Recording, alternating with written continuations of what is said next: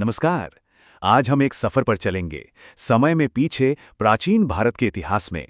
बात करेंगे एक ऐसे राजवंश की जिसने मेवाड़ की धरती पर सदियों तक राज किया। तो चलिए गुहिल राजवंश की कहानी की जड़ों तक चलते हैं। सोचिए, एक ऐसा राजवंश जो सदियों तक चले, उसकी शुरुआत आखिर होती कैसे है? आइए इसी सवाल का जवाब ढूंढते हैं गुहिल राजवंश की स्थापना की कहानी में। ये कहानी है ताकत की, विश्वास की और कुछ कुछ बहुत ही कमाल के किरदारों की।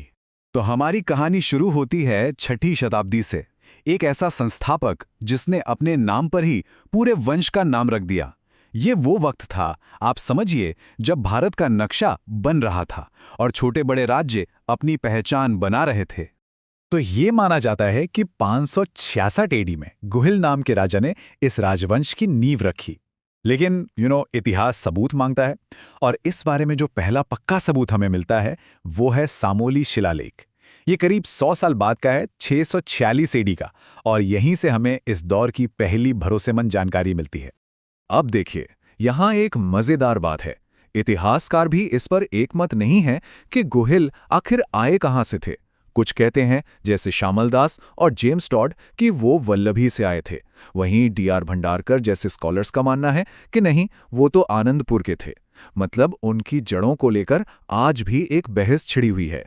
अच्छा, तो गुहिलों ने जिस राज्य की नींव रखी वो आगे चलकर तो बहुत महान बना, लेकिन क्या उसे हमेशा से मेवाड़ कहा जाता था? इसका जवाब है नहीं। जिस इलाके पर उन्होंने राज किया उसके कई पुराने नाम थे, जैसे कि मेदपाट, प्रागवाट और तो और शिवी जनपद भी। हर नाम के पीछे एक कहानी है, एक गहरा इतिहास है जो मेवाड़ नाम के मशहूर होने से भी सदियों पुराना है। और फिर इस राजवंश की कहानी में एंट्री होती है एक ऐसे किरदार की जिसने सब कुछ बदल दिया। एक ऐसा योद्धा जिसका असर सिर्फ मेवाड़ पर नहीं बल्कि पूरे भारतीय उपमहाद्वीप पर महसूस किया गया। उनके कद को समझने के लिए इतिहासकार सीवी वैद्य की ये बात देखिए। वो उनकी तुलना करते हैं फ्रांस के चार्ल्स मार्टेल से। चार्ल्स मार्टेल वो थे जिन्होंने 8वीं सदी में एक बहुत बड़े आक्रमण से पूरे यूरोप को बचाया था। तो सीवी वैद्य कहते हैं कि जो काम चार्ल्स मार्टेल ने यूरोप के लिए किया, ठीक वही काम, वैसा ही बड़ा काम बप्पा रावल ने भारत के लिए किया। लेकिन एक बात साफ कर दूं, बप्पा रावल उनका असली नाम नहीं था। ये तो एक उपाधि थी, एक टाइटल था जो सम्मान में दिया गया। उनका असली नाम था काल भोज।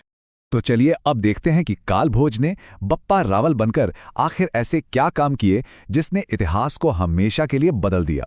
उनकी मिलिट्री जीनियस को देखिए। सबसे पहले 734 एडी में उन्होंने मान मौर्य से चित्तौड़ का वो विशाल किला जीता। फिर एक बहुत बड़ी हमलावर सेना को ना सिर्फ रोका बल्कि उन्हें खदेड़ते हुए गजनी तक वापस धकेल दिया। ये कोई छोटी बात नहीं थी। वो सिर्फ एक जबरदस्त योद्धा ही नहीं थे, बल्कि एक शानदार निर्माता भी थे। उन्होंने अपनी राजधानी बनाई नागदा में, और वहां बनवाया प्रसिद्ध एकलिंगजी मंदिर। और ये मंदिर इतना ज्यादा महत्वपूर्ण हो गया कि आने वाले सभी राजा खुद को मेवाड़ का राजा नहीं बल्कि एकलिंगजी का दीवान, मतलब उनका सेवक मानकर राज करते थे। तो सवाल ये है कि बप्पा रावल का असर कब तक रहा? सिर्फ उनके जीवन तक? नहीं, उनकी विरासत आज भी जिंदा है, इतिहास में, सिक्कों में और तो और शहरों के नामों में भी। देखिए, उन्होंने उस जमाने में 115 ग्रेन वजन के सोने के सिक्के चलाए। ये सिर्फ पैसा नहीं था, ये एक ऐलान था उनके राज्य की ताकत, उसकी दौलत और उसकी स्थिरता का। उनके रुतबे का अंदाजा उनकी उपाधियों से लगाइए। हिंदू सूरज, राजगुरु मतलब रॉयल टीचर, और चकवै यानी चक्रवर्ती सम्राट। हर टाइटल उनके राज के एक अलग शक्तिशाली पहलू को दिखाता है। और अब एक ऐसी बात जो आपको हैरान कर देगी। आज के पाकिस्तान में जो शहर है रावलपिंडी, उसका नाम कहाँ से आया? माना जाता है कि ये नाम बप्पा रावल के नाम पर ही है। जब वो गजनी जा रहे थे तो वहां उन्होंने एक मिलिट्री कैंप, एक पिंड बसाया था। रावल का पिंड बन गया रावलपिंडी। इतनी लड़ाइयां लड़ने, इतना बड़ा साम्राज्य बनाने के बाद जिंदगी के आखिरी दिनों में उन्होंने एक बिल्कुल अलग रास्ता चुना। वो एक संत बन गए। राजपाट सब कुछ त्याग दिया, अपने बेटे खुमाड़ को गद्दी सौंप दी और राजवंश को उसके हवाले कर दिया। तो बप्पा रावल की कहानी के बाद एक सवाल मन में आता है, किसी भी संस्थापक की असली विरासत क्या होती है? क्या वो एक योद्धा था, एक संत था या एक साम्राज्य बनाने वाला था? शायद जवाब ये है कि वो ये सब कुछ थे, और इसीलिए सदियों बाद भी उनका नाम इतिहास में इतनी इज्जत से लिया जाता है।